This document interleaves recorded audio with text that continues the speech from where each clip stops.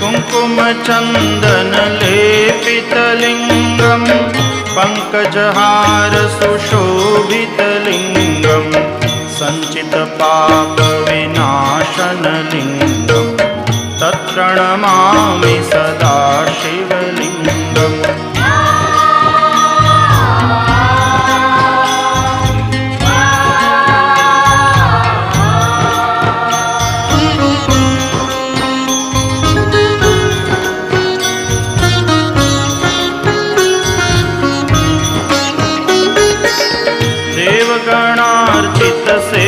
देवगणार्चितसेवितलिङ्गं भावैर्भक्तिभिरेव